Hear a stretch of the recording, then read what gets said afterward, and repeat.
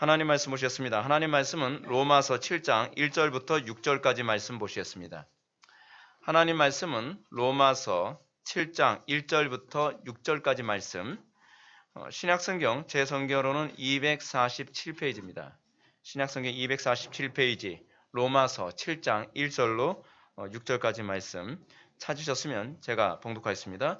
형제들아, 내가 법하는 자들에게 말하노니 너희는 그 법이 사람이 살 동안만 그를 주관하는 줄 알지 못하느냐. 남편 있는 여인이 그 남편 생전에는 법으로 그에게 매인 바 되나 만일 그 남편이 죽으면 남편이 법에서 벗어나느니라. 그러므로 만일 그 남편 생전에 다른 남자에게 가면 음녀라. 그러나 만일 남편이 죽으면 그 법에서 자유롭게 되나니 다른 남자에게 갈지라도 음녀가 되지 아니하느니라. 그러므로 내 형제들아, 너희도 그리스도의 몸으로 말미암아 율법에 대하여 죽임을 당하였으니 이는 다른 이 곧 죽은 자 가운데서 살아나신 이에게 가서 우리가 하나님을 위하여 열매를 맺게 하려 하심이라.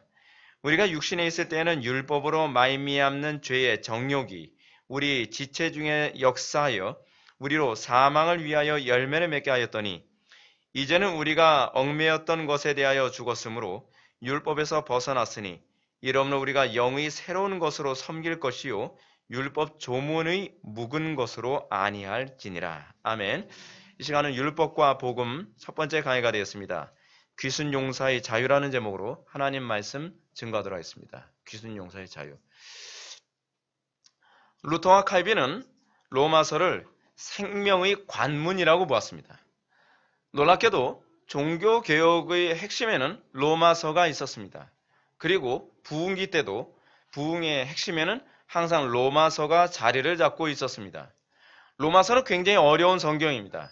그리고 로마서는 다른 여타 성경들과는 다르게 굉장히 조직적인 구조를 가지고 있는 성경입니다. 그래서 이 로마서는 어렵지만 이 로마서가 가지고 있는 이 치밀함이 우리의 믿음을 견고하게 만듭니다.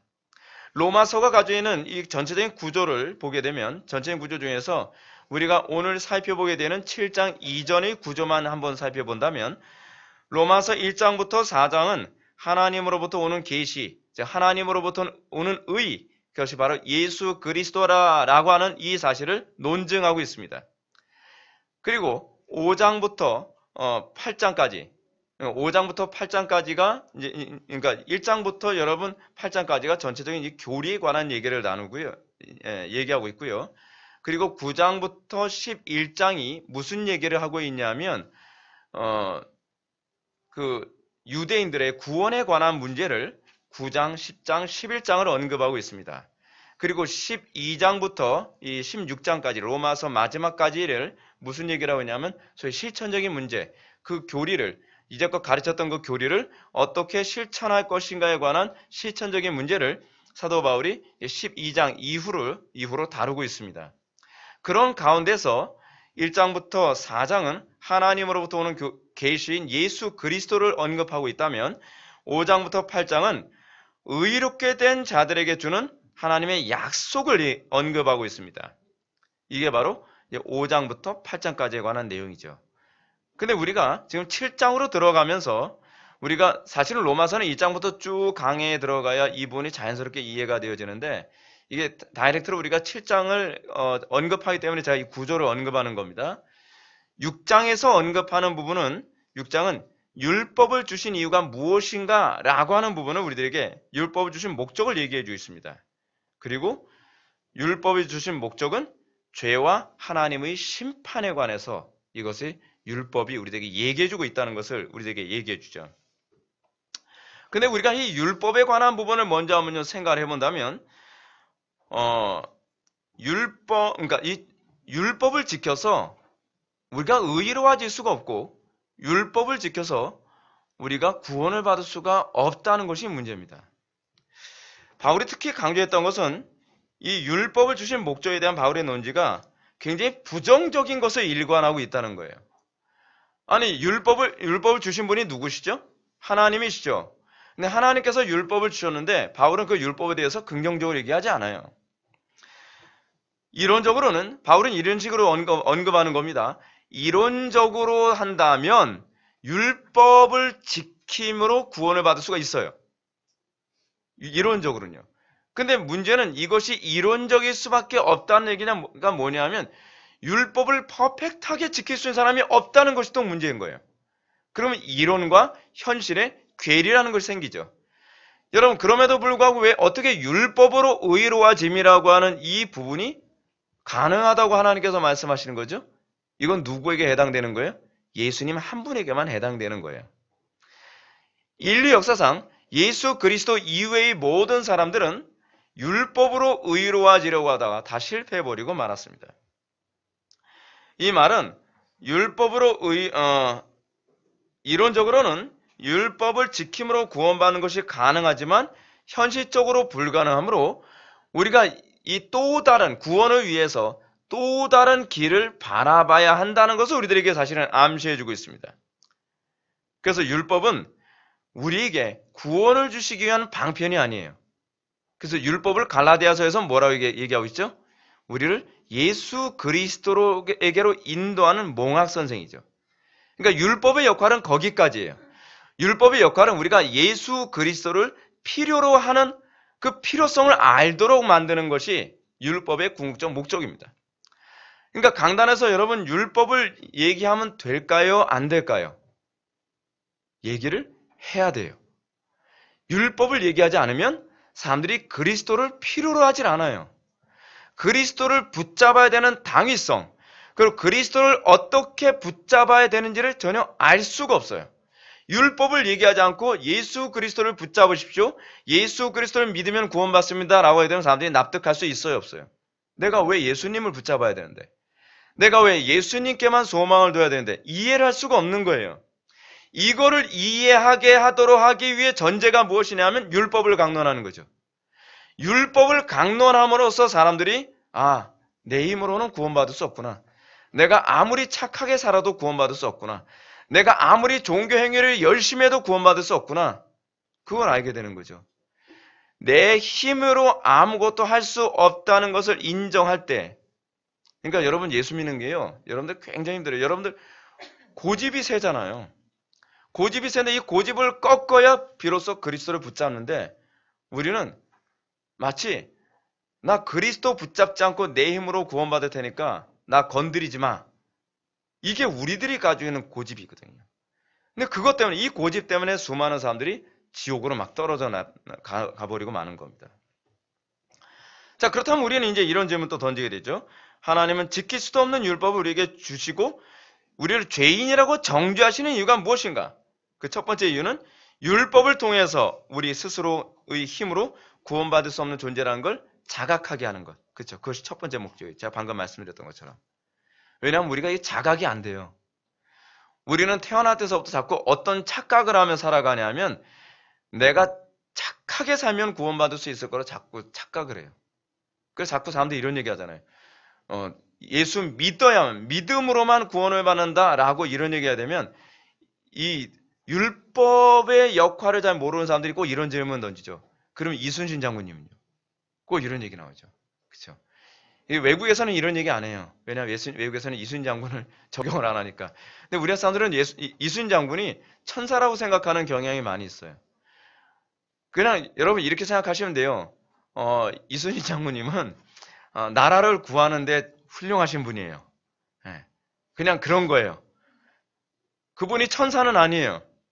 근데 이 사람들의 인식이, 제가 사람들을 연구하다 보면요. 사람들이 굉장히 단순하구나. 굉장히 어리석구나. 왜냐하면 TV나 어떤 영화, 뭐 그런 걸 통해서 이순신 장군을 대단하게 꾸미면 마치 이순신 장군의 사생활도 완전히 거룩하고 성자처럼 살았을 것이라고 생각을 해요. 그렇지 않아요. 그러니까 우리는 자꾸 이렇게 얘기하잖아요. 이순신 장군 같은 사람도 지옥 가나요? 간디 같은 사람도 지옥 가나요? 여러분, 간디 사생활 굉장히 문란했어요. 여러분, 우리는 생각을 좀 더 깊이 있게 하는 훈련을 많이 해야 될 필요성이 있어요. 우리는 본성적으로 내가 착하게 살면 구원받을 수 있지 않을까? 근데 그 율법이 그거를 깨뜨리죠. 너는 착하게 살아서 구원받을 가능성 있는 존재가 아니야. 그렇죠? 그 환상을 깨뜨리는 것이 바로 율법이 하는 첫 번째 역할이죠. 그 두 번째 역할은 무엇인가? 우리가 하나님의 구원만 바라봐야 한다는 당위성을 알게 하기 위해서예요. 내 힘으로 구원을 받을 수 없으니 이제는 누군가를 의지해야 구원을 받을 수 있는데 그것이 바로 하나님, 그 예수 그리스도의 의로만 우리가 구원받을 수 있다는 것을 알도록 만드는 거죠. 이해가 쉽지가 않습니다. 율법을 모르면 왜 예수를 믿어야 구원받나요? 라는 말을 이해를 못해요. 안 믿는 사람들이 예수 그리스도를 믿어야만 구원을 받는다라고 하는 이 얘기를 하게 되면 굉장히 입을 삐죽거리며 기분 나빠요. 근데 그 이유가 뭐냐면 자기 힘으로 구원받을 수 있다고 생각하기 때문에 그래요. 근데 여러분들도 다르진 않아요. 여러분들 속에서도 은연 중에 그리스도를 붙잡아야만 구원을 받는다라고 하는 말에는 머리로는 동의하는데 의지적으로는 동의가 잘 안 돼요. 그래서 여러분들이 그리스도를 붙잡는데 전적으로 붙잡질 않아요. 우리가 구원을 받는 건 한 80%로만 그리스도를 붙잡으면 되는 문제가 아니에요. 우리가 만약에 신앙생활하는 데 있어서 여러분 이렇다고 생각합시다. 열대 동안 혈압병 앓았던 여인이 예수님과 100% 거리에서 멀어졌는데 그 간격을 한 20% 줄여들고 그리고 50% 줄어들고 80% 줄어들면 그만큼 치료가 된다고 생각을 합니까? 아니에요. 예수님 근처까지 가서 시야에 자기 눈에 예수님이 보이는 정도까지 왔으면 그만큼이라도 구원을 받을 거라고 생각합니까? 아니에요. 예수님을 못 만나면 끝나는 거예요. 신앙이라는 건 전적이에요. 전적으로 그리스도를 붙들지 않으면 그리스도를 안 만난 거하고 똑같아요. 근데 우린 자꾸 이런 얘기를 잘해요. 본선적으로. 왜 기도를 그렇게 하냐? 나름대로 했어요.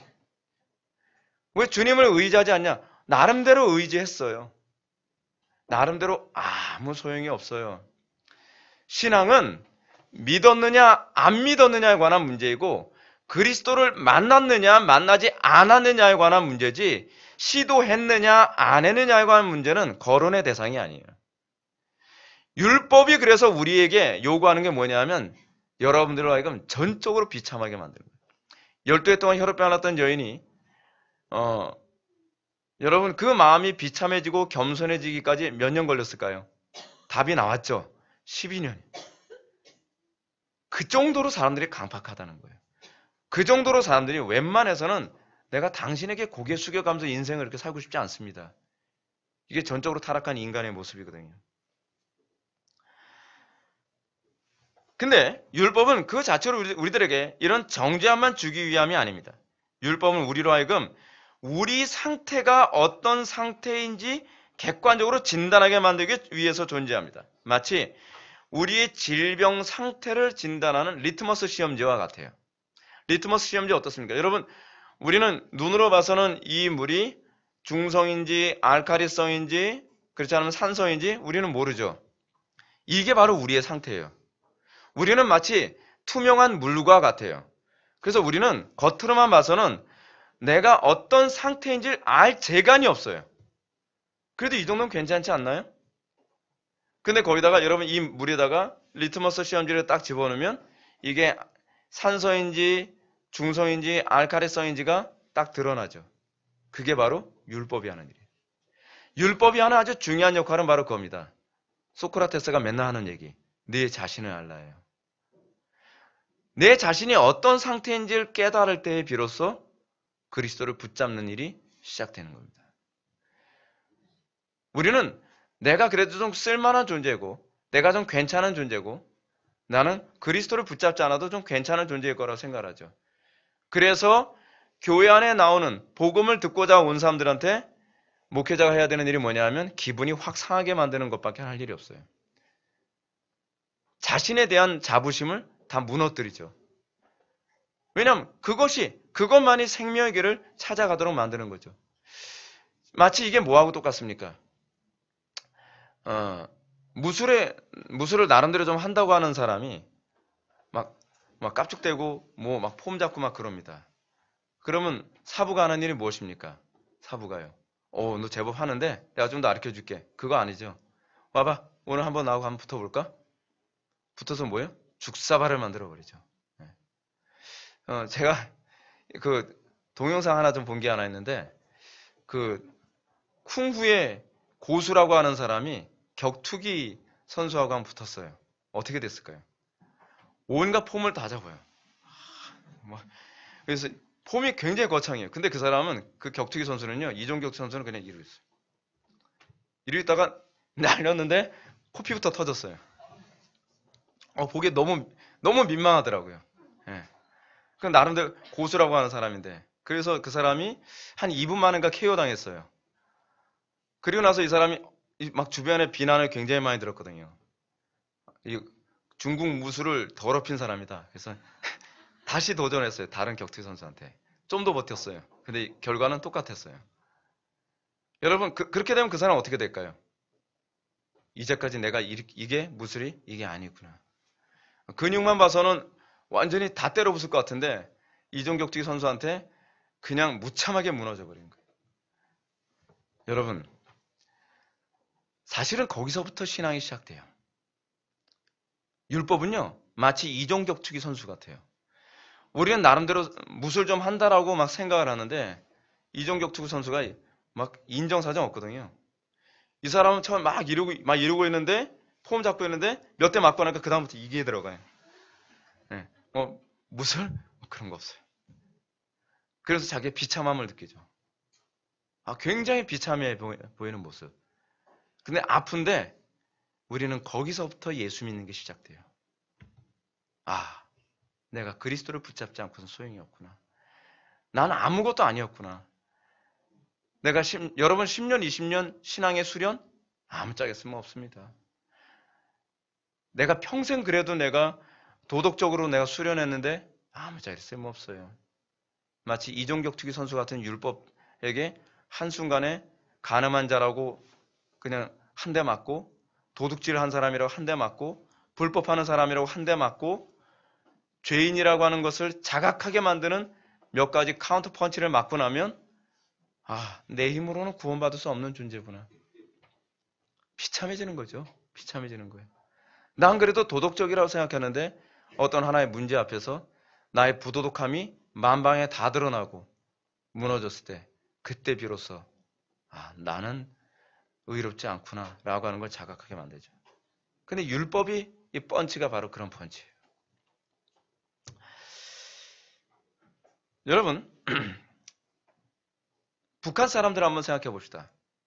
우리는요, 율법이 얼마나 중요한지를 다시 한번 좀 생각을 해야 돼요. 제가 그래서 율법과 복음이라고 하는 이 부분을 제가 말씀드리는 겁니다. 북한 체제의 특징이 뭐죠? 폐쇄적이죠. 폐쇄적이에요. 북한 사람들은 폐쇄적이다 보니까 이 북한 땅덩어리 안에서 사는 것이 전부라고 생각을 합니다. 그래서 그 사람들은 자기네들은 좀 배고프긴 하지만 다른 사람들은 이 자기 나라 땅덩어리 밖에 있는 사람들보다는 좀 그래도 풍요롭게 살고 있다고 생각을 해요. 그들은 남들보다 좀 자유롭고 행복하고 풍요롭게 살고 있다고 생각을 하죠. 끊임없이 북한에서 선전선동하는 것이 무엇이냐면 TV에서 이런 얘기예요. 최근에 한 주 전인가 북한에서 남한에 관해서 그 TV 방송을 보이는데 뭐냐면 도대체 어디서 그 동영상을 찍었는지 저는 모르겠는데요. 남한 사람들이 너무 가난해가지고 그 사람들이 다 이렇게 그 종이 박스 있잖아요. 종이 박스를 한 사람 앞에 하나씩 이렇게 해가지고서 박스 안에서 잠을 잔다는 거예요.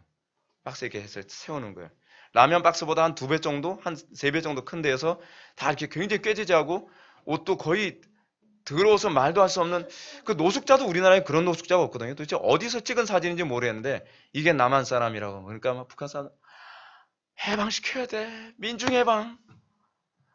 자본주의 사회 안에서 너무 불쌍해. 막. 근데 여러분 사람들이 우린 그런 얘기 들으면 웃기죠.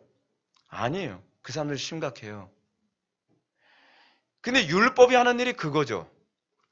그 율법이 하는 일처럼 마치 남한에서 북한 사람들을 해방시켜주게 하는 일이 뭐 하죠? 그래서 라디오 보내기 운동.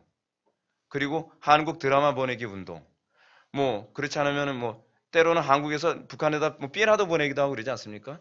그리고 북한에서, 남한과 북한의 접경 지역, 그 지역에서 대북방송 같은 거 하고 막 그러잖아요. 그렇죠? 그러면 거기서 사람들이 막 흔들리는 거예요. 나만이 저런 건가? 그럼 우린 뭐지? 그러니까 이 대북 방송할 때 우리나라 군인들 굉장히 재밌대요. 북한 애들 막 우리 그 돼지 먹는다고 막 이제 얘기하면서 막 돼지 잡고서 막 이제 우리 잡아먹으러 간다고 막 자라하는 거예요. 우리 막 웃죠. 예. 우린 돼지고기 그런 거 이제 질려서 안 먹어. 비계 많고. 막.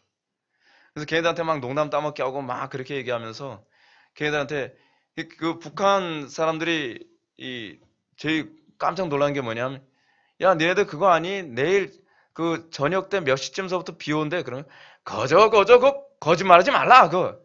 나만 아들은 거짓말. 근데 그 시간 딱 되면 비가 오는 거예요. 깜짝 놀란대요.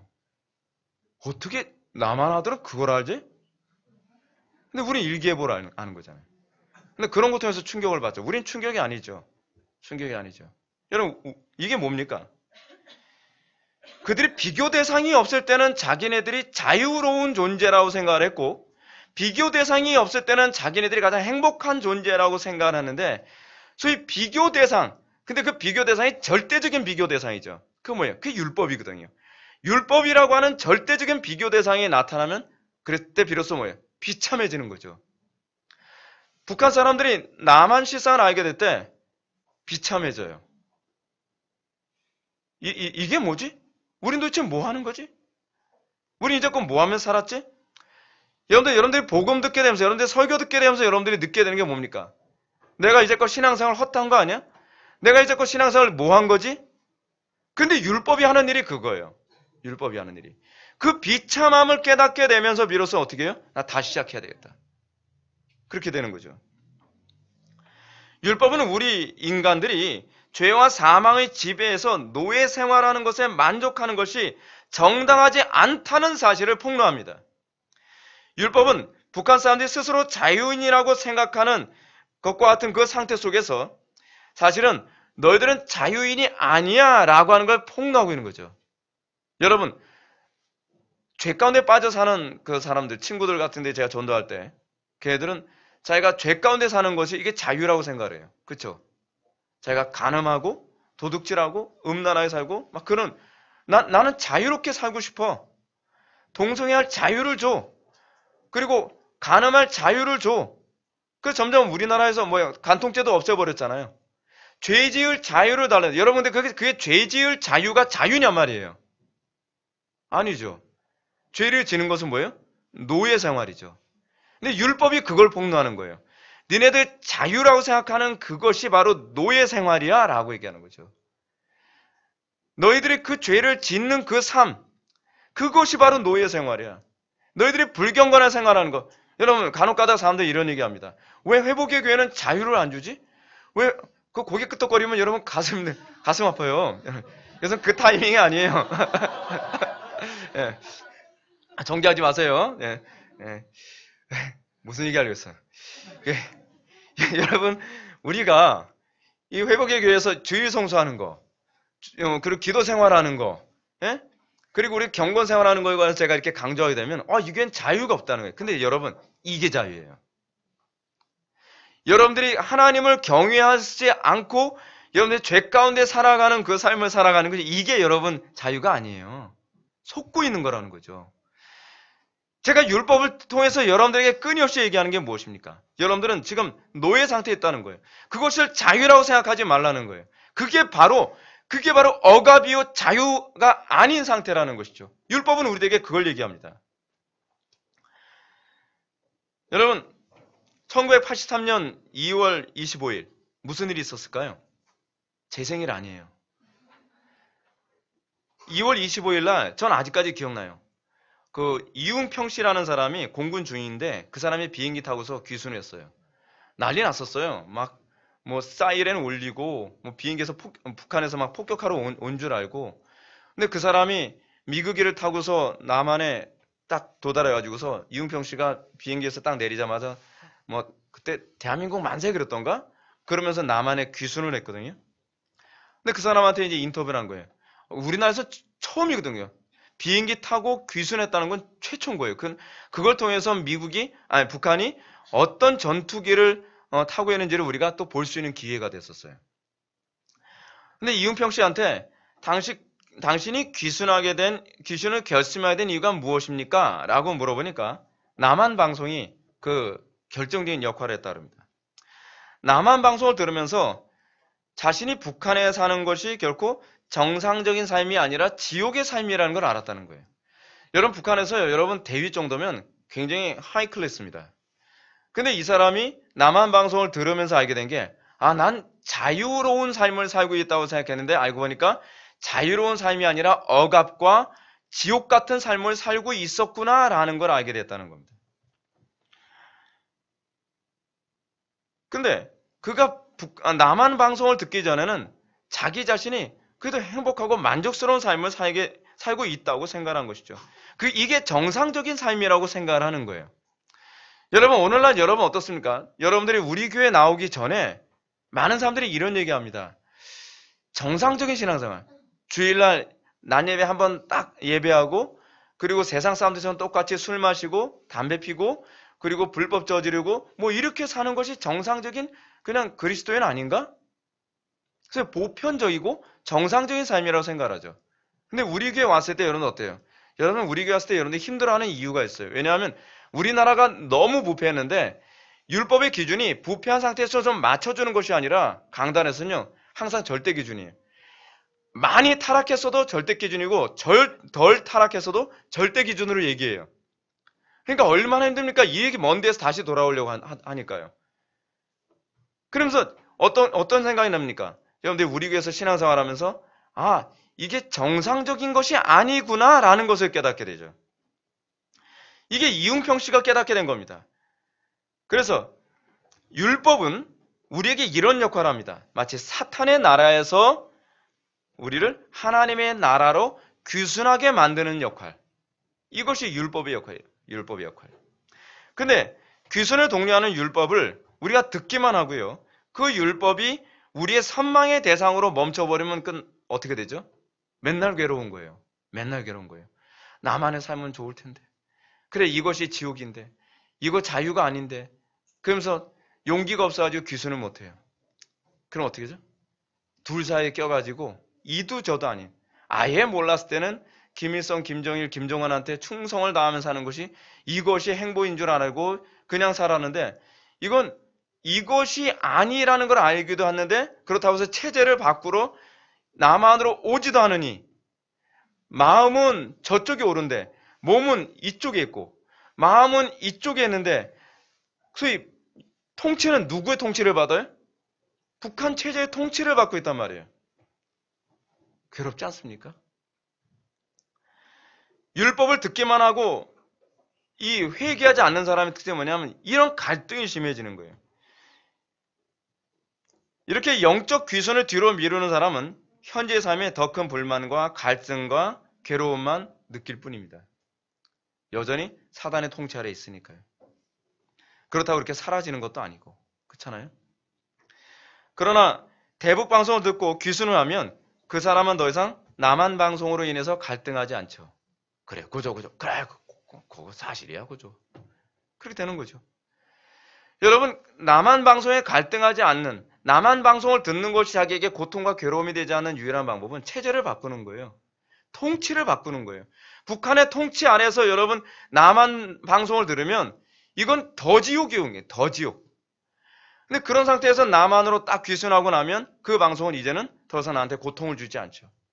오늘날 여러분들에게 율법이 고통으로 느껴지는 이유가 무엇입니까? 설교를 듣는데 막 너무 괴로운 거예요. 왜 그렇죠? 체제를 안 바꾸는 거예요. 그런 거예요. 귀순을 안 해서 그런 거예요. 귀순을 안 해서. 우리가 회개하고 우리가 하나님의 통치 안에 들어오게 되면 이제 율법은 우리를 더 이상 괴롭히지 못합니다. 율법은 우리에게 기쁨이 됩니다. 율법이 비로소 이것이 예수 믿는 거나 이것이 자유구나.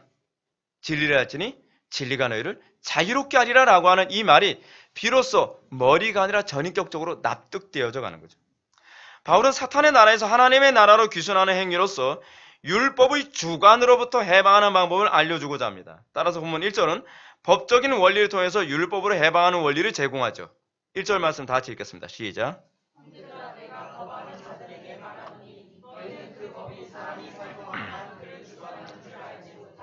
아멘. 바울은 그 본문을 형제들아라는 말로 시작합니다. 이 형제들아라는 말로 시작하는 이유가 뭐냐면 7장에서 말하고자 하는 대상이 예수 믿고 거듭난 사람들을 전제로 하고 있다는 얘기예요.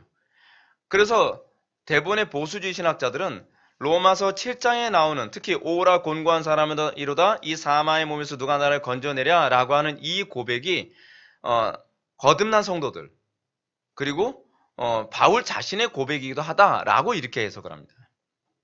자, 근데 나중에 그 부분 또 얘기하게 될 겁니다. 따라서 7장은 회심한 성도들에게 율법에서 우리 성도가 자유할 수 있는 법적인 근거가 무엇인가를 우리에게 알려줍니다. 그 법적인 원리를 바울은 그 법, 즉 율법이 사람이 살 동안만 그를 주관한다는 겁니다. 여러분, 제가 이 말씀 드릴 때 여러분들은 무엇을 같이 머릿속에 떠올려야 되냐 하면 여러분들이 그 탈북자를 염두에 두면서 생각을 해야 돼요. 언제까지 여러분 그 법이 그를 주관하죠? 탈북하기 전까지. 그쵸? 나만의 체제 안에서 나만의 체제, 그 법을 자기가 받아들이게 되면 더 이상 북한의 법은 그에게 힘을 쓰지 못하죠. 그런 개념이에요. 이 말은 법의 효력이 죽은 사람에게는 아무런 효과가 없다는 말입니다. 법의 효력이 죽었다라고 하는 이런 개념 여러분 이렇게 생각하십시다. 북한에서요, 더 이상 북한 시민으로서 사는 것을 포기하고 이제 남한 시민으로서 삶을 선택하게 되면 어떻게 되죠? 이제는 북한의 법에 그 사람은 저촉되지 않죠. 그 사람이 남한에 와서 김일성, 김정일, 김정은을 욕한다고 해서 그 법이 그들에게 적용되지 않아요. 남한에는 탈북자들 북한 체제에 대해서 막 욕하고 옛날에 이 북한에 있을 때는 어떻게 해요? 김일성, 김정일, 김정은이 사진 거기다가 조금만 훼손해도 그 사람 곧바로 총살당해 죽었거든요. 근데 남한에서는 총살 아니라 아주 불질러 버리잖아요. 그렇죠? 그래도 전혀 북한의 법에 제재를 받지 않죠. 왜냐하면 그 체제 안에 들어온 것이 아니기 때문에. 그것이 죽은 거예요. 이 사람은 북한으로부터 죽었어요. 북한의 체제로부터 죽은 거예요. 더 이상 이 사람은요, 북한이 자기 조국이 아니고 북한이 이제는 그들에게 어떤 억압도 제시하지 못하는 것이죠. 이 말이 우리식으로 얘기한다면 우리 육신의 죽음을 두고 하는 말일까요? 아니면 우리가 죽으면 이제 율법의 억압, 압박으로부터 자유로울 수 있다는 얘기일까요? 2절과 3절은 이건 결혼의 비유로 얘기합니다. 2절과 3절 제가 읽겠습니다. 남편에는 여인이 그 남편 생전에는 법으로 그에게 매인받으나 만일 그 남편이 죽으면 남편이 법에서 벗어나느니라. 그러므로 만일 남편 생전에 다른 남자에게 가면 음녀라. 그러나 만일 남편이 죽으면 그 법에서 자유롭게 되나니 다른 남자에게 갈지라도 음녀가 되지 아니하느니라. 아멘. 자, 이제 이렇게 생각해 봅시다. 북한에서 태어난 사람이 있습니다. 그 북한에서 태어난 사람은 그들에게 조국은 북한이 있겠죠. 그래서 북한이에요. 근데 이 사람이 북한에서 태어나서 북한을 조국으로 생각을 하고 있는 상태고 북한의 체제를 여전히 인정하고 그 체제 안에 있는데 이 사람이 남한을 동경해요. 그럼 어떻게 되는 거죠? 그럼 남한 사람들을 자꾸 만나고 싶어서 애를 써요. 그럼 북한에서 이 사람은 어떤 사람이 되는 거죠? 간단하죠. 반동이 되는 거예요. 반동. 왜냐하면 그 사람은 여전히 북한의 시민이거든요. 북한 안에서 그 사람의 이름이 올라가 있고 북한의 법을 따르기로 그 사람들은 맹세된 사람들이에요. 그 상태에서는 그 사람들은요, 남한 사람들을 만난다고 해서 문제가 해결되지 않아요. 남한을 동경한다고 해서 이 문제가 해결되지 않아요. 이 사람이 북한의 체제로부터 자유로우려면 북한이 죽어야 돼요. 그렇죠? 북한이 죽든지 그렇지 않으면 자기가 북한으로부터 나오든지 북한의 체제를 거부하든지 둘 중에 하나를 선택해야 되죠. 사실은 이 본문은 남북 대결 가운데 있는 우리나라 사람들에게는 참 이해하기 좋은 부분입니다. 남북 대결 가운데 있지 않는 사람들은 사실 이해하기 좀 어려운 부분이거든요. 근데 이것이 우리나라 같이 남북 분단이 되어 있는 상태에서는 상당히 이해하기 좋죠. 근데 어느 날 이 북한이 체제가 완전히 무너져 버렸습니다. 그러면 이 북한 체제에 있던 이 사람이 남한 체제 안에서 살아가는 것이 가늠이 되지 않죠. 무슨 얘기냐면 반동이 되지 않는다는 얘기예요. 자연스러운 거죠. 또는 이 사람이 북한을 거부하고 탈북을 해서 남한 체제 안에서 산다고 한다면 이 사람은 어떻죠? 정상적인 삶을 살고 있는 거죠. 근데 문제는 여전히 시민권이 북한에 있음에도 불구하고 남한적인 삶을 사모하고 남한적인 삶을 동경한다면 그 사람은 반동이 되는 거죠. 그렇죠?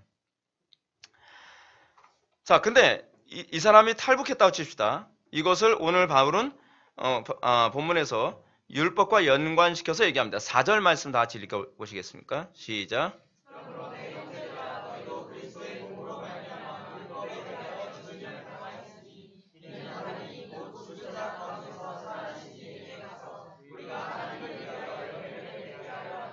아멘.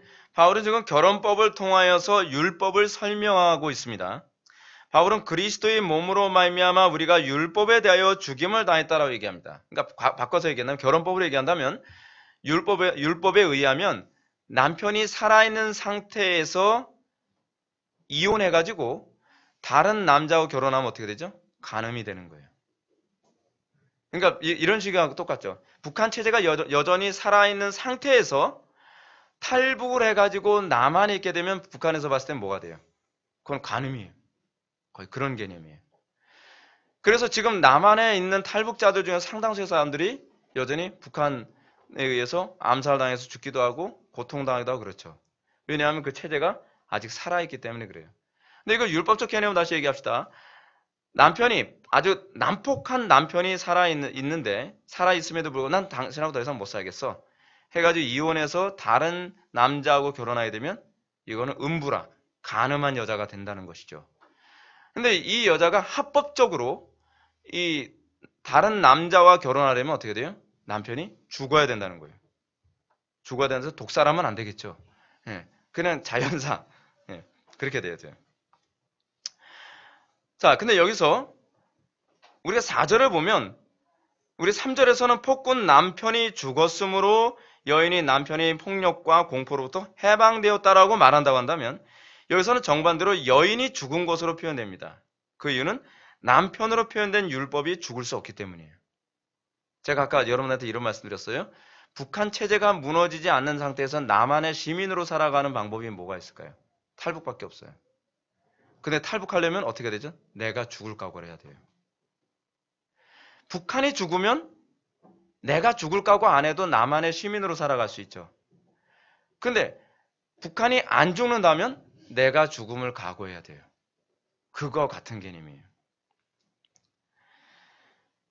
그래야만 폭군인 율법으로부터 벗어날 수 있다는 얘기입니다.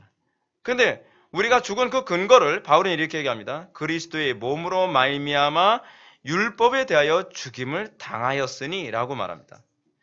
우리가 율법에 대하여 죽은 근거는 우리가 그리스도의 죽음에 연합되었을 때 비로소 가능하다는 겁니다. 율법은 우리로 하여금 정죄만 일삼으면서 폭군의 역할을 하지만 우리가 예수 그리스도와 죽음에 연합되면 어떻게 돼요?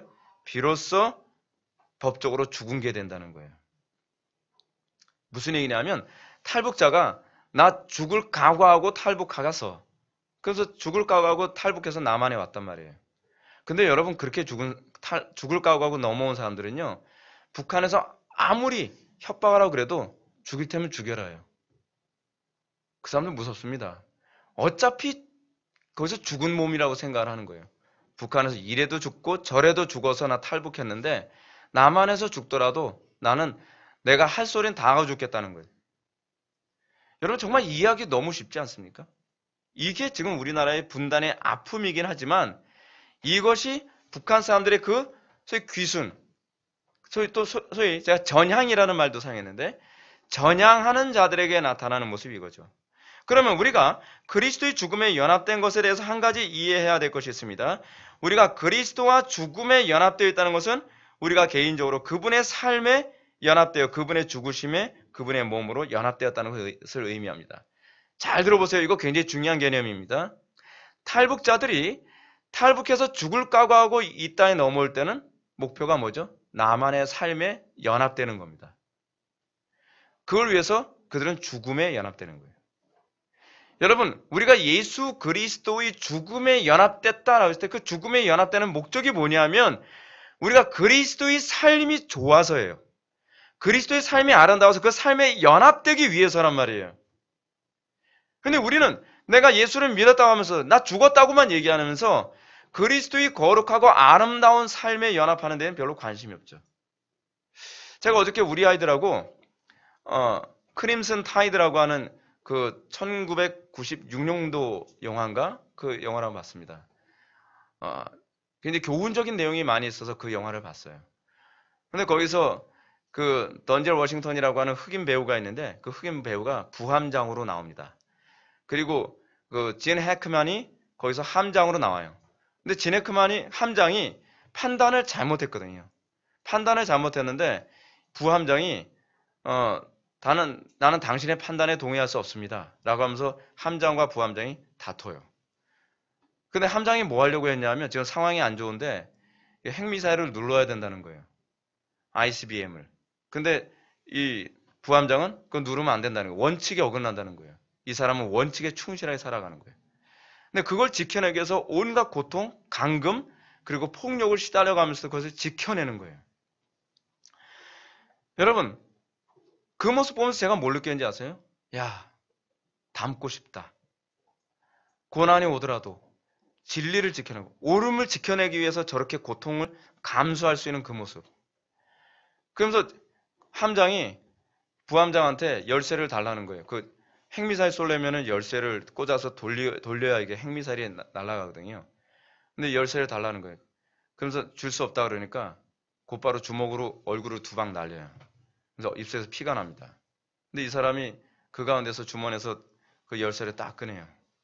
딱 꺼내면서 목에다 그냥 걸어요. 줄 수 없다는 거죠. 당신이 날 죽여도 이 핵미사일을 한 번 쏘므로 인해서 당신이 잘못된 판단으로 핵미사일을 쏴서 3차 세계대전이 일어날 수도 있고 그렇지 않으면 무고한 수많은 사람들이 죽을 수도 있는데 난 타협할 수 없습니다. 그러면서 이걸 지켜내는 거예요. 아, 닮고 싶죠. 닮고 싶어야 여러분 어떻게 되죠? 자기 죽는 쪽을 선택하는 거예요. 옛적 삶이 혐오스럽기 때문에 이걸 죽고 그 모습에 참여하고 싶을 때에 여러분 우리가 그리스도를 사모하게 돼 있어요. 우리가 왜 예수를 안 믿는지 아세요? 닮고 싶지가 않은 거예요. 우리가 닮기 위해서 죽어야 되는 거거든요. 단순히 천국 가기 위해서 죽는다는 얘기가 아니라 마치 북한에 있는 사람들이 나만의 삶이 동경이 되기 때문에 죽을 각오하는 거하고 똑같아요. 마치 이런 거 같죠. 내가 죽더라도 자유를 한번 누려보고 죽겠다는 거예요. 그거 아니에요? 여러분, 우리는 죄와 사망의 권세로부터 자유를 얻는 것, 이것이 진정한 자유라는 걸 깨달았다면 우리는 그리스도와 연합하기 위해서 죽음을 선택하는 것이 당연한 거예요. 당연한 거예요. 그러면 율법과 죄에 대해서 우리를 그리스도께서 죽임을 당하게 하신 이유가 무엇인가? 왜 예수님께서는 우리를 위해서 십자가 못 박혀 돌아가셨는가? 그것에 대해서 바울은 이렇게 얘기합니다. 이는 다르니 곧 죽은 자 가운데서 살아나신 이에게 가서 우리가 하나님을 위하여 열매를 맺게 하려 합니다. 라고 얘기했어요. 왜 예수님께서 우리 위해서 죽으셨다고요? 예수님처럼 살게 하기 위해서. 그 열매를 맺게 하기 위해서. 왜냐하면 죽어야만 우리가 그리스도의 삶에 참여할 수 있기 때문에. 우리가 진정으로 구원받기를 원한다고 하는 것은 뭐죠? 내가 죄악의 노예된 삶, 종된 삶이 지긋지긋해서 그리스도의 자유함에 내가 참여하고 싶어서 비로소 어떻게 해요? 우리의 정과 유고 십자가에 못 박는 그 귀순을 선택하게 되는 거거든요. 그게 믿음, 그게 율법이 우리들에게 하는 일이죠. 아름답지 않습니까? 제가 어저께 그 영화 보면서 오늘 아침에도 주님, 아니 자기의 옳음을 위해서 생명 걸고 저 고통을 참아가고 모욕을 참아가고 아무도 이해를 못해요. 부함장을요.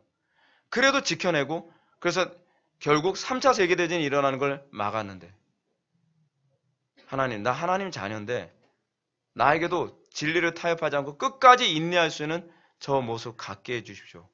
기도가 절로 나오더라고요. 근데 그 모습에 참여하려면 저의 비겁함이 죽어야 되거든요. 그 모습에 참여하려면 제 약삭바람이 죽어야 되거든요. 죽게 해달라고 기도가 나오는 거예요. 이게 더 사랑스러우니까. 이게 더 아름다우니까.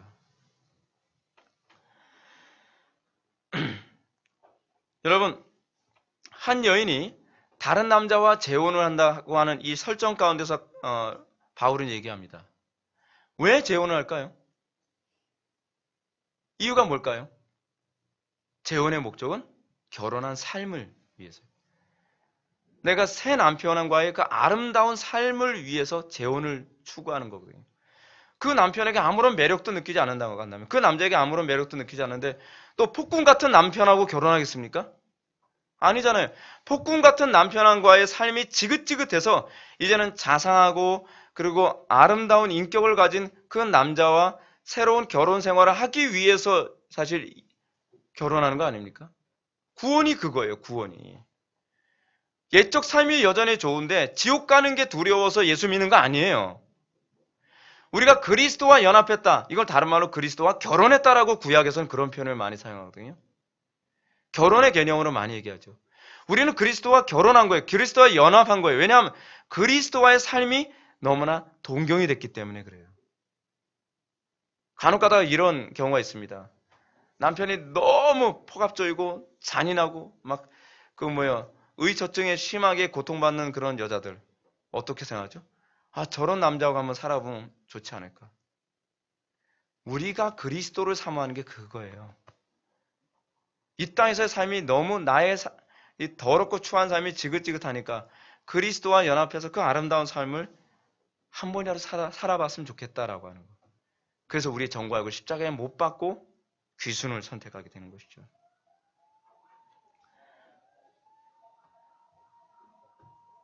여러분, 그럼 우리가 이 율법이 우리에게 얘기하는 게 뭐죠? 더 아름다운 삶이 있다. 더 아름다운 결혼 생활이 있다는 걸 얘기하는 거죠. 그리고 그 아름다운 결혼 생활에 우리가 참여하게 됐어요. 그리스도와 연합하게 됐단 말이에요. 그렇다고 한다면 그 율법이 우리에게 괴로움이 될까요?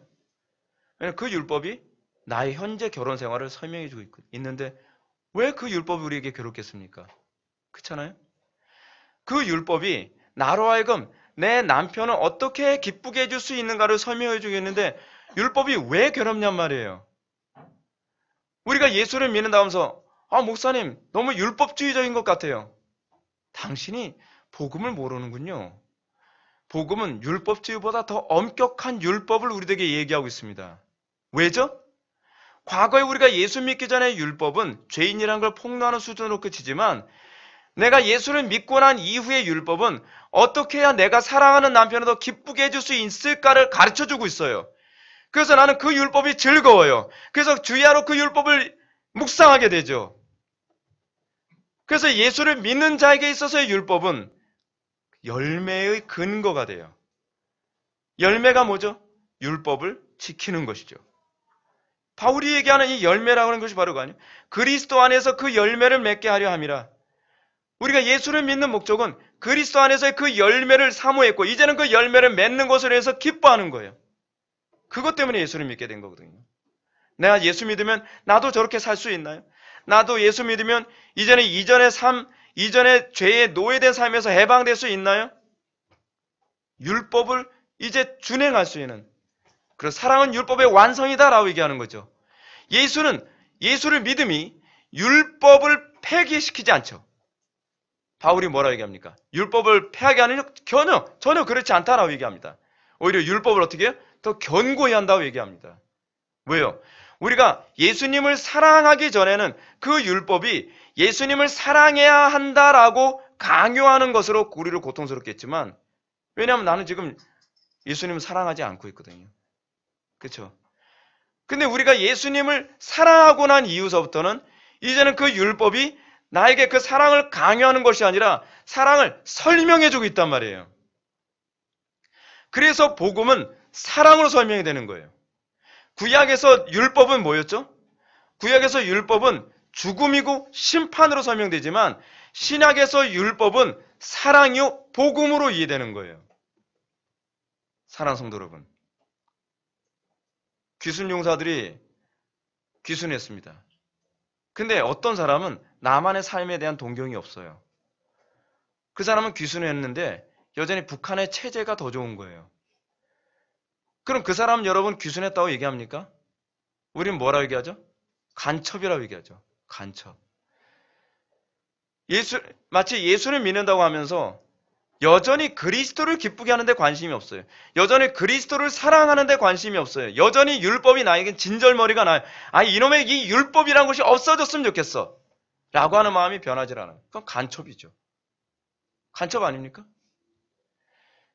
우리가 예수를 믿고 예수를 사랑하게 됐으면 이 율법이 이젠 즐겁죠. 이 체제가 좋은 거니까요. 하나님 나라의 체제는 뭐죠? 율법이거든요. 근데 이것이 여전히 고통스럽고 여전히 이것이 싫다고 한다면 우리는 간첩입니다. 간첩이에요. 여러분, 하나님 나라의 열매 맺게 하기 위함, 이것이 우리를 구원하신 것, 우리를 그리스도께로 인도한 이유거든요. 하나님을 위한 열매가 무엇입니까? 첫째는 우리의 거룩함이고 둘째는 하나님 나라 확장이죠. 그러므로 성경은 회개에 합당한 열매에 대해서 강조를 할 때에 이 두 가지의 개념이 나오죠. 뭐죠? 거룩. 거룩이 뭐예요? 마치 이거죠. 나만의 법과 질서를 지키는 삶. 이게 거룩이죠. 탈북자들에게 거룩은 나만의 법과 질서를 지키는 거예요. 여러분, 두 번째로 하나님 나라 확장이 무엇입니까? 북한의 체제의 전복 아닙니까? 여러분, 진짜 탈북한 사람들은요, 북한 체제의 전복을 위해서 여기서 싸웁니다. 생명 걸고 싸워요. 여러분, 우리가 예수를 믿는다고 하면서도 우리가 거룩하게 사는데 관심이 없고 우리가 하나님 나라를 지켜내고 사단의 통치를 깨뜨리는 데 관심이 없다면 여러분들의 정체는 무엇입니까? 고민해 봐야 되는 거 아니에요? 그렇다고요. 제가 하나님 나라에 지장 주는 것도 아니잖아요. 지장 주는 거예요. 지장 주는 거예요. 그 사람은 진짜 탈북자라고 보기 힘들어요. 그 사람은 진짜 전향한 사람이라 보기 힘들단 말이에요. 그 사람이 진짜 북한의 체제가 혐오스럽다고 생각했으면 북한의 체제와 싸우겠죠. 근데 북한의 체제와 안 싸운다는 건 북한의 체제, 그래서 여러분 탈북자들 중에 이런 사람이 있습니다. 그 북한도 나름대로 괜찮아. 그 간첩은 아닌데 그렇게 얘기하는 사람이 있다는 거예요. 그건 뭐죠? 그럼 어떤 사람 그러죠? 그럼 왜 탈북했는데?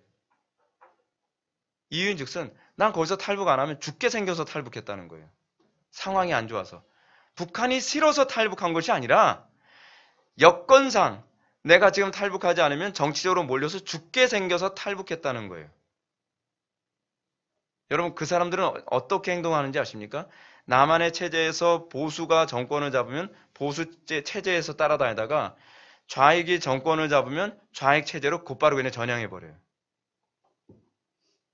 여러분, 그게 오늘날 한국교회 안에서 나타나는 수많은 사람들이에요. 그러므로 진정으로 율법으로 해방되어 하나님 나라에 귀순한 사람이라면 하나님을 위하여 열매 맺는 사람이 되어야 마땅합니다. 그 열매가 무엇인지 5절과 6절은 구체적으로 가르쳐 줍니다. 다 같이 읽겠습니다. 시작.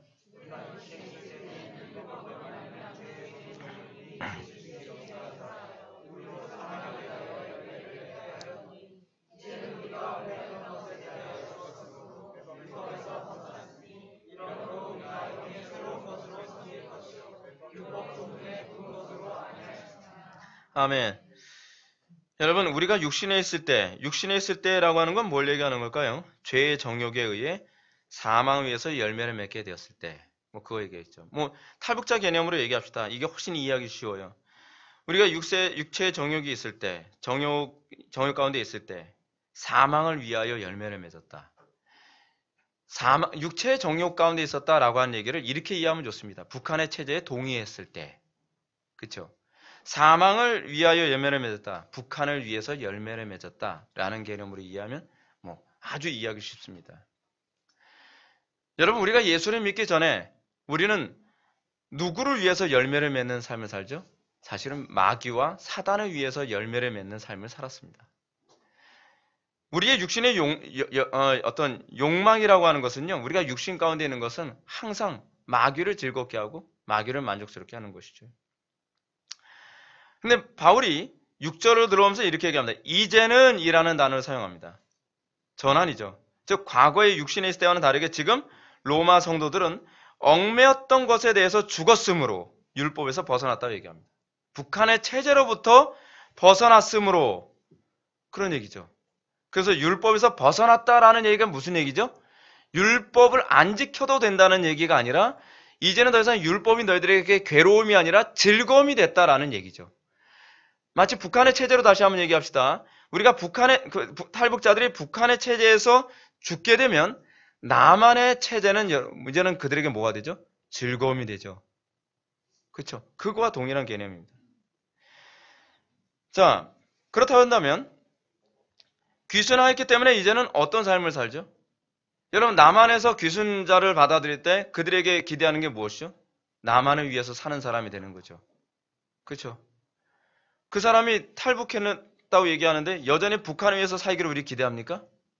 그 사람이 탈북해서 남한에 왔으면 남한을 위해서 사는 사람, 남한의 시민으로서 사는 사람, 남한의 법을 지키며 사는 사람이 되는 것에 관심을 갖고 거기 기대를 하고 있단 말이에요. 그가 만약에 북한의 체제에서 넘어왔음에도 불구하고 남한의 체제를 인정하지 않으면 그가 선택할 것은 감옥에 가는 것이라든지 그렇지 않으면 그는 간첩이 될 수도 있어요. 오늘날 우리가 예수를 믿는다고 하면서 우리에게 나타나는 심각한 문제가 뭐냐면 하나님의 체제에 마음에 안 들어요. 성경대로 살라고 하면 굉장히 불만이 많아요. 교회의 질서를 어기는 것을 아무렇지도 않게 생각을 해요. 여전히 마귀의 법을 따르고 있죠. 여전히 마귀의 체제를 기뻐하고 있죠. 그렇죠? 그 사람이 어떻게 구원받은 사람이라고 얘기할 수 있냐는 거죠. 바울은 구원받은 하나님의 백성이라고 한다면 하나님께서 그들에게 기대하는 것은 하나님 나라 체제 안에서 하나님 나라 백성다운 삶을 살아가는 데 관심을 갖게 될 거라는 거죠. 이것이 사실은 하나님께서 우리에게 기대하는 바입니다. 마치 남편이 싫어서 이혼하고 다른 남자와 결혼했다는 여자가 옛적 남편의 삶을 동경하면서 옛적 남편의 삶을 추구한다면, 그리고 은연중에 옛적 남편을 자꾸 만나러 다니고 그런다고 한다면 뭐가 되는 거죠? 간음이 되는 거죠. 그거 똑같은 거예요. 사랑하는 성도 여러분, 여러분은 분명히 하나님 나라로 귀순했습니까? 우리가 이 부분에 대해서 분명히 정의를 내려야만 합니다. 아직 귀순하지 않았다면 여러분에겐 여전히 율법이 여러분을 괴롭게 만들 것입니다. 꼭 그렇게까지 사랑해야 되나? 여러분, 저는 목회하면서 이런 얘기 되게 많이 듣거든요. 목사님, 꼭 그렇게까지 예수 믿어야 되나요? 꼭 이 얘기는 그렇게까지 하나님을 사랑해야 되나요? 라고 묻는 거죠. 저는 이런 질문을 받았을 때 항상 짧게 대답하죠. 네, 당연하죠. 여러분, 하나님을 더 사랑하지 못해서 안달해야 정상 아닙니까? 마치 탈북자들이 탈북을 했는데 꼭 그렇게까지 법을 지켜야 되나요? 이렇게 했을 때 우리는 어떻게 생각하죠? 저는 문제 있는 거죠. 법 지킬 생각 없는데 여전히 북한의 법이 좋다고 하면 우리는 뭐라 그러죠? 북한으로 가! 그러는 거 아니에요. 근데 오늘날 기독교인들에서 그런 모습이 많단 말이에요. 당신이 여전히 세상의 법이 좋으면, 당신이 여전히 육체 가운데 사는 게 좋으면, 오늘날 여러분 자유주의 신학자들 중에서 그런 사람들 되게 많아요. 목회자라는 양반들이. 교회 안에서 동성애 괜찮다. 종교통합 괜찮다. 간음하는 게 뭐가 어떠냐. 뭐 때로는 도둑질 할 수도 있는 거지. 때로는 거짓말 할 수도 있는 거고. 때로는 뭐 우상 숭배할 수도 있는 거지. 그럼 왜 예수 믿었어요? 왜 예수 믿는다고 교회 와서 목사가 돼가지고 그런 엉뚱한 소리 짓거리고 돌아다니냔 말이에요. 다른 철학도 괜찮은데 왜 그래? 기독교는 너무 고리타분한 거 아니야? 기독교는 왜 자기만 저는 그렇게 생각하지 않아요. 저는 굉장히 관대한 사람이기 때문에 저는 다른 종교도 저는 포용합니다. 저는 가톨릭도 포용합니다. 제가 옛날에 신학교 다닐 때 저하고 좀 친분이 있었던 그 동기 분이 하나 있었어요. 자기는 천주교가 너무 괜찮다는 거예요. 그래서 자기는 가끔가다 천주교 성당에 가서 거기서 막 하나님의 영광을 보는 것 같고 마리아를 볼 때 마음에 평안함이 몰려온대요. 그래서 제가 얘기했어요. 미안한 얘기인데요, 전사님. 천주교로 가세요. 왜 신학교 와서 전도사가 되냐 했더니 자기가 천주교 가톨릭 사제가 되려고 그랬었는데 자기가 그 병이 있어가지고 캔슬 됐대요. 입학시험에서. 뭐 하자는 거예요 도대체? 이 사람 전향한 사람 아니에요. 그래서 제가 속으로 100% 이 양반 거듭나지 않았다. 머리 굉장히 좋거든요. 그 사람도요. 머리 좋으면 뭐예요? 여전히 그 체제가 좋다는데 천주교와 하나가 돼야 되자고 하는데 여전히 세상의 법을 따르자고 얘기하는데 세상의 불법을 따르자고 그러고 또 요즘에 몇몇 그 개혁파 신학자들은 철학 괜찮은데 왜 그러냐? 자유주의 신학도 뭐 나름대로 받아들일 거 있지 않냐? 그러면 자유주의 신학으로 가세요. 아예 정체를 밝히고. 근데 정체는 안 밝혀요. 교인들한테 뭐 불트만 그렇지 않으면 보네퍼 같은 사람들을 가르치면서 자기는 개혁파라고 얘기해요. 그러면 자유주의로 가세요. 아예. 근데 가지도 않으면서 난 개혁주의라고 얘기해요. 정체가 뭐죠 도대체? 여러분 저는요 여러분들 신앙생활 정직했으면 좋겠어요. 예수를 믿으려면 그렇게 모호하게 믿지 마세요. 가면 쓰지 마세요. 간첩처럼 신앙생활 하지 말란 말이에요. 예수를 믿으려면 제대로 믿을 생각하란 말이에요. 여러분 이렇게 되면 굉장히 갈등만 생깁니다. 남들 앞에서는 굉장히 신자인 것처럼 보여야 되고 남들 앞에서는 보수주의 신앙인 것처럼 보이는데 그래서 이게 들통날까 봐 항상 조마조마한 거예요. 조마조마. 남들에게는 발트를 얘기하고 남들에게는 키르케고를 얘기하고 남들에게 보네퍼를 얘기하면서도 강단에서는 마음에도 없는 개혁파 신학으로 보수적으로 설교를 해야 되는 거예요. 여러분 우리에겐 과연 귀순한 증거가 있는가를 좀 찾아봤으면 좋겠습니다. 귀순했다면 하나님 나라를 위해서만 살아야만 합니다. 그의 계명과 율법이 좋아서 내가 주님을 어떻게 하니 더 기쁘시게 해드리고 더 순전하게 하나님을 영화롭게 하는 데 관심을 가져야만 합니다. 우리가 새 남편에게 사랑과 정성을 다 쏟으며 사는 것이 마땅하지 않습니까? 이런 삶을 통해서 여러분 그리고 하나님 나라의 새 시민답게 의문의 묵은 것으로 하지 않고 영의 새로운 것으로 충성스럽게 섬기는 모습이 나타나야만 할 것입니다. 기도하시겠습니다. 사랑이 많으신 하나님, 우리가 영의 새로운 것으로 주님을 섬기고 따르기를 원합니다. 옛적 삶을 여전히 동경하면서 우리가 내 정체를 감추려고 애쓰는 그런 어리석은 자들이 되지 않게 해주시고 어쩌든지 하나님을 영화롭게 하고 하나님을 더 사랑하지 못해서 안타까워하는 그 심령을 소유하기를 열망하게 하여 주옵소서. 우리의 마음속에 그 마음이 없다면 정말 전심으로 그 은혜를 구하는 태도를 견지하게 하여 주옵소서. 우리가 주님을 사랑하지도 않음에도 불구하고 사랑하는 것처럼 위장하려 들지 않게 해주시고 우리가 진정으로 성경에서 가르치는 대로 주님을 사랑하고자 하는 그 열정에 우리가 붙잡힌 바 되게 하여 주옵소서. 예수님의 거룩하신 이름으로 기도하옵나이다. 아멘.